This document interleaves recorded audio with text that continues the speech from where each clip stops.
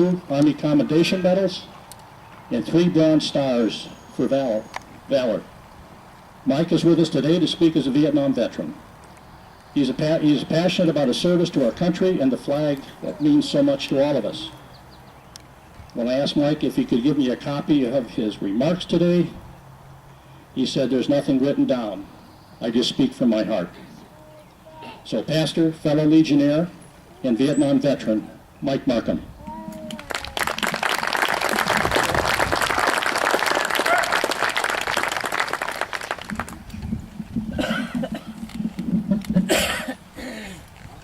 I do have a few notes.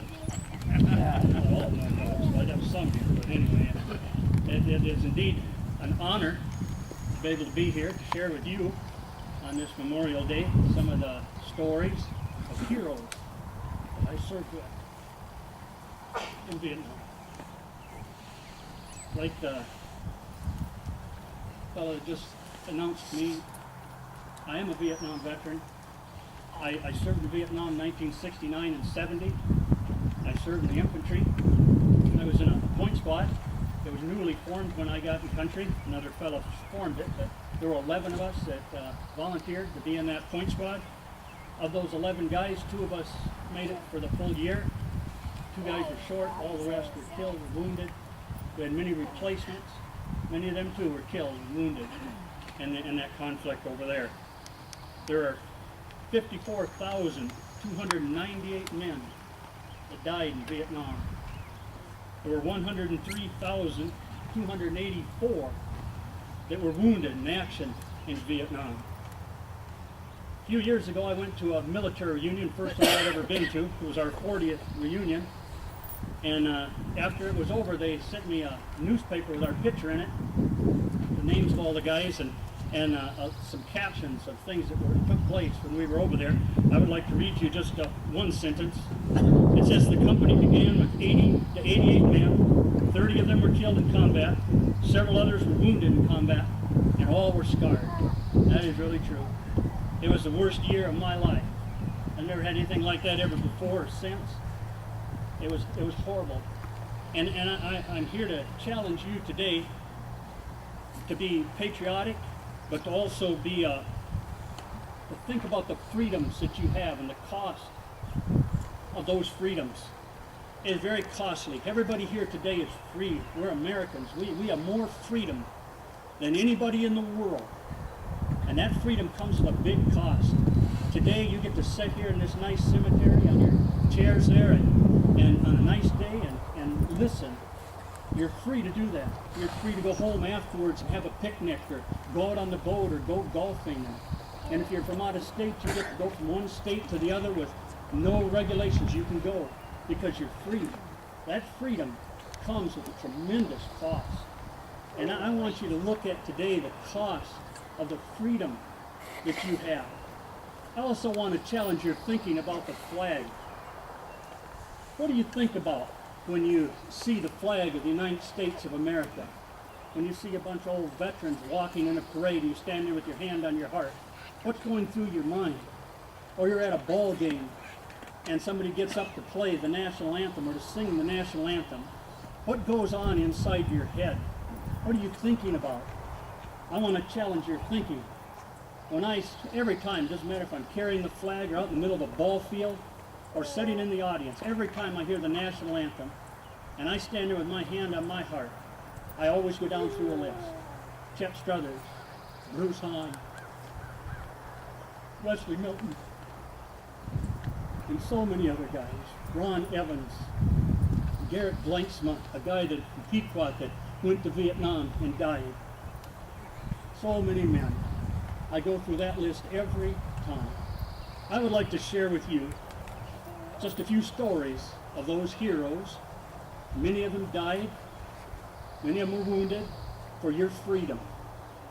I can't tell you about all of them, but I choose to tell you about a few of them here this morning. The first fellow I'd like to talk about is a fellow named Bruce Hahn. Bruce Hahn was a machine gunner in the Point Squad, one of the original guys.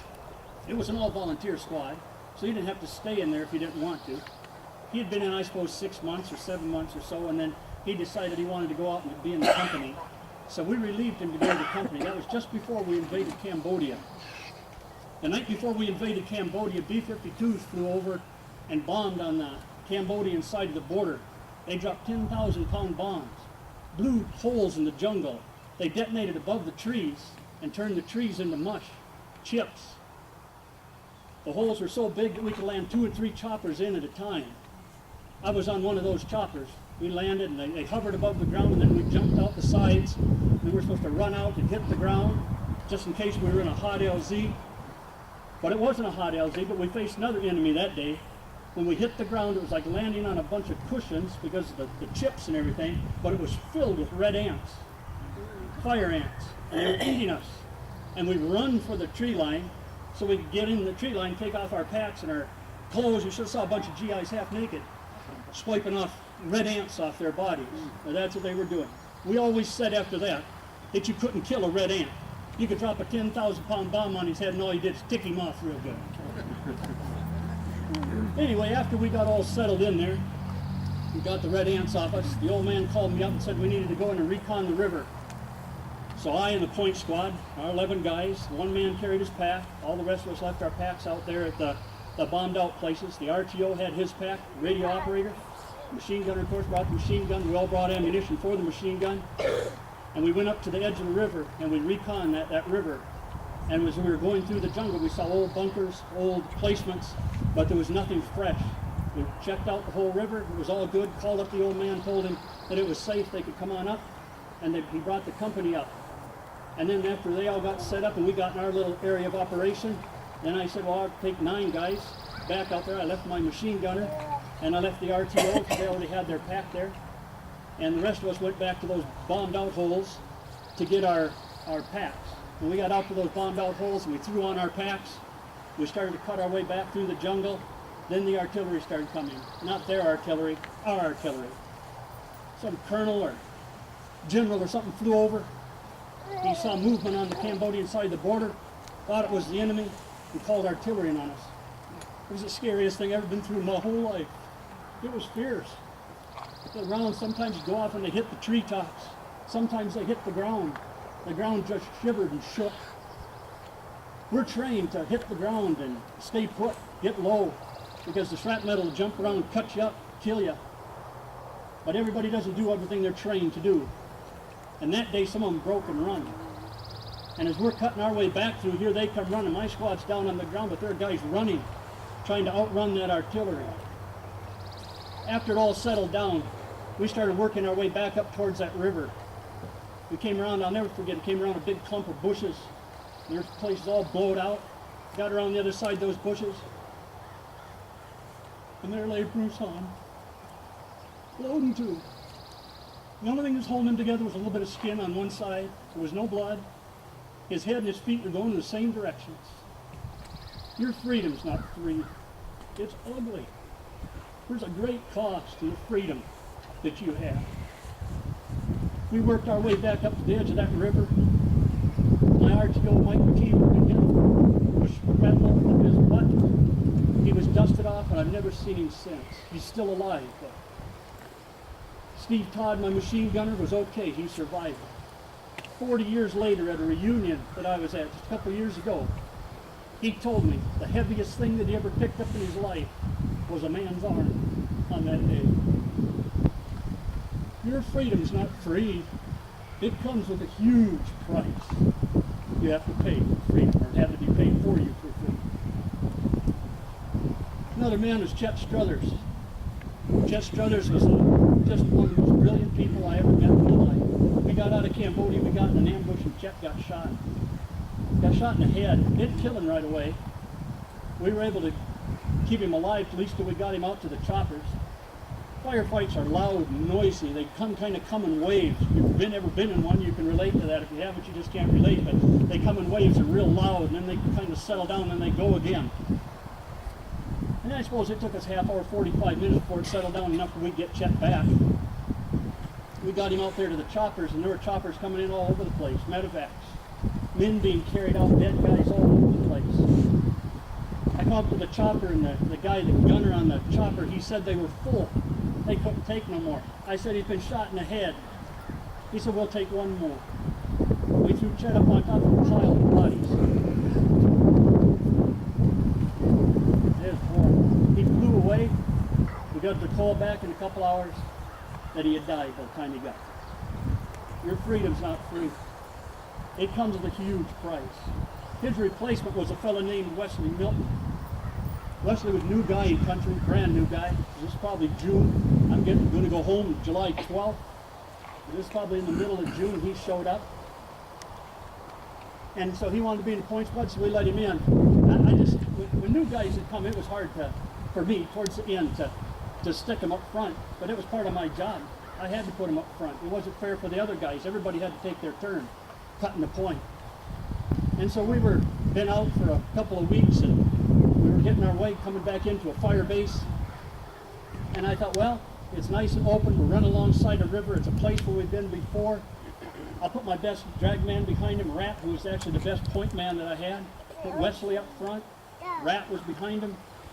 Then Kit Carson Scout. Then me. Then my RTO. And then the rest of the squad fell in behind us. The terrain there was very rolling, kind of hilly. And you know, in the movies, they all show guys all clustered up together. They didn't do that in Vietnam where I was at. We spread out. We probably spread out as far as from me to those kids. And so there was first Wesley, and then Rad about that far back. Then the Kit Carson Scout. A scout, by the way, was a trader. He was a guy that was Viet Cong. And he had traded, come over to our side, and then we trained him to be scouts. So he was next, and then I was back that far. So you get kind of that interval in your mind. And we're going down these hills, rolly hills. And Wesley went down one hill. I seen him, he disappeared. His helmet went down below the hill, and a Rat coming up behind him. And then he went down below the hill, his helmet and stuff went down below the hill. And then that scout was just up in front of me, and he started to go down the edge of that hill. He probably got so I could only see up to his shoulders, and all of a sudden there was a huge explosion. The dirt flew and the ground shook. The scout turned around and come running back at me, and he must have had his head turned because a piece of scrap metal hit him in the bridge of the nose, blew his nose off. And the blood was shooting out of his face, I suppose from his lungs. And it was blowing out of his face like that. I took a compression bandage and shoved it on his face. I looked down on the ground, and there was Rat rolling around on the ground with his leg blowed off. Blew his shin off. And the only thing that was holding on was his calf muscle, and he's rolling around in circles screaming, and two guys run over to him. And I looked over here, and there sat Wesley, sitting on a crater hole, his eyes wide open, looking out over that river. And from here down, there was just nothing left of him. Your freedom isn't free. It's ugly. It's hard. And men paid a big price so you could be free. I'll tell you one more story about the bravest man I ever knew in my life. His name was Sinden, Doc Sinden. I don't even know what his first name was. We called him Doc. He was a medic. I think medics are the bravest guys in the military. When a firefight got started, we'd all hit the ground. Medics couldn't do that. Medics had to keep coming because they had to get to where the wounded were at. And Doc always got there first. Doc was the company medic. Each platoon had a medic. And Doc was the company medic. He was the head medic. And he always came up to where we were at. Doc made it all the way through the year that I was there. But when I was there, prior to my leaving, we were up on a mountain called Nui Ba Din. And on Nui Ba Din Mountain, Doc got hit in the neck with some scrap metal. It wasn't a severe wound, maybe from a grenade or something, got him in the neck, and they dusted him off. And about a month later, we came in and looked him up. We came into Tainin Base Camp. Rare we ever got in there, but we did get in that time. And we went in to see Doc, and he had a big scar started the back of his ear, twisted down his neck like that, and turned where they moved the flesh back so they could dig out the scrap that was in there. And by this time, he had secured himself a job in the hospital. So we were all rejoicing he had that nice cushy job. And anyway, after probably a month after that, here comes Doc. We were at a fire base crook. Here comes Doc, down in a chopper. I walked out to meet him. I said, "What are you doing out here, Doc?" He says, "I got thinking about you boys in the point squad." He said, "Who would come up there and get you?" So he said, "I had to come back." So he came back. He made it all the way through my year that I was there. A week after I left, the guys were telling me that They got in a big firefight. Doc got hit in the legs with an RPG, blew both his legs off. They said he laid on his back, lifted up his legs, and patched himself. He's the bravest man I ever knew. 2 years ago when I was going to that reunion, he was supposed to be there. He'd been in a home all his life, in a veteran's home, and they were getting him out to come to this reunion. 2 weeks before the reunion, he died. Took 4 years to kill that tough old bird, but he finally died. The cost of your freedom is great. I could just go on and tell you stories about guys that sacrificed so much for you, that you could be free, that guys could play in ball games and be free in this country. A huge price was paid for you. I want to thank you again for allowing me to be here, listening to an old soldier tell his stories. And I hope that when the next time you see a flag, maybe you'll think about the 54,000 men that died in Vietnam, or the 102,000 guys that were wounded, or maybe, just maybe, you'll think of Chet Struthers, Bruce Hahn, Wesley Milton, Rat, the Scout, or Doc Sinder. At any rate, you've been a good audience. Thank you very much.